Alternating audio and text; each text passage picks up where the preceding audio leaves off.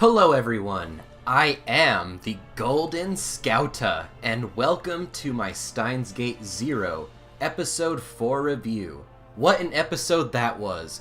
It starts off with high stakes, and ends with high stakes. But let's just jump into this review. So the episode opens off with what I assume is a vision of what this beta world line will result in if nothing is really significantly changed. This vision that Okabe has ends with him picking up his cell phone. I find this to be a very interesting detail, because whenever Okabe asks if Amadeus Kurisu if she's upset that he hung up on her, she did mention that the world line did indeed shift, but only so minor that in this world line, Okabe called her right back after Maho hung up on her, whereas in the original beta world line that we've seen up until this point, he did not call her back. And I want to mention again, I know I'm a broken record at this point, Okabe, the person who plays him, is an amazing voice actor.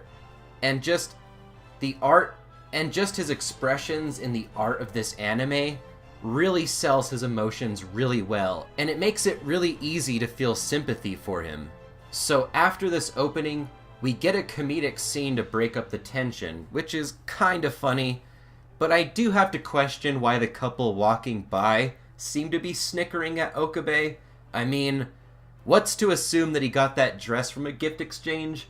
For all they know, he could have got it for someone else, and that could just be like a late-minute Christmas gift. And by the way, I did get a good chuckle whenever Amadeus Kurisu was like, "Have Maho wear it for you," and Okabe is just like, "I'm pretty sure that's sexual harassment." And all their interactions are just enjoyable to see in general. But I really did feel for Okabe whenever he reminded himself that the real Kurisu is dead, and that he is talking to an AI, like Maho has been pretty much trying to hammer into him.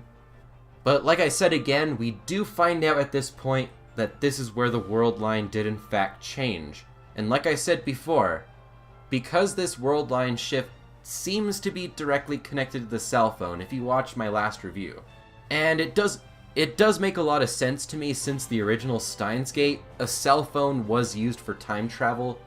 And again guys, I have not read the visual novel, so that's why I'm speculating and I don't know the nitty-gritty details. And speaking of which, there's the whole thing about the professor wanting to see if Amadeus can feel love, which really makes me curious, because what possible reason could there be for this, aside from them wanting to just like push the limits of technology in their world? But this is a story, so there has to be more to it than that. Maybe Amadeus Kurisu can feel anger or just some kind of emotion already, and maybe that anger towards Okabe was some kind of catalyst for his Steiner ability to activate again. I mean, it makes a lot of sense to me. But onto a small thing that Maho said in an inner dialogue about Amadeus not being able to be a real girlfriend.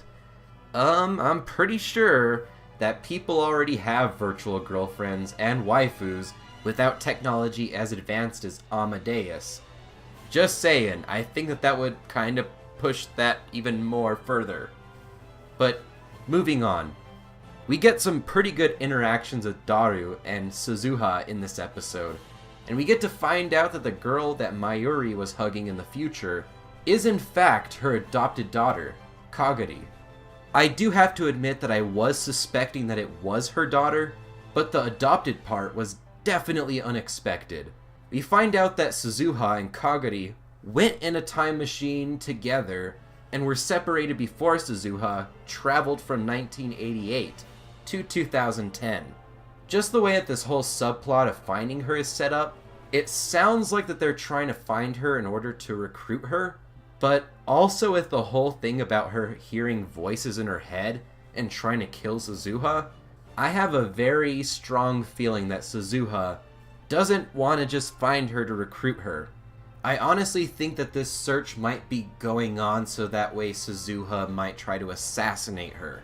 And I honestly think that the reason for that is that she might think that she is a threat to the world line reaching Steins Gate. After all, you saw in that flashback where she was just like, even though I might lose my memories or lose myself, reaching Steins Gate is all that matters, and so my best guess right now is that somehow Kagari is somehow being influenced by CERN or even mind-controlled. And if this theory is correct, this series is going to get really interesting because it's going to kind of set up these kind of dynamics between Mayuri and Kagari.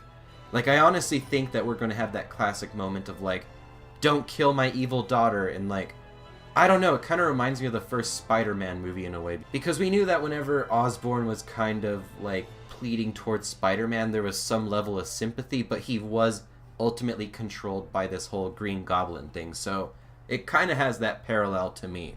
And so, at the end of this episode, dun dun dun, Kiryu is at the door. And just when I think an episode couldn't end on a more suspenseful cliffhanger, Steins Gate Zero continues to have me fully on board with the hype train. But what do you guys think? What did you think of episode 4? Again, I cannot wait to see what happens next. But that will do it for the review for today, guys. Be sure to comment what you thought of this week's episode and my review. And with that, thank you for watching, and have a great day, everyone.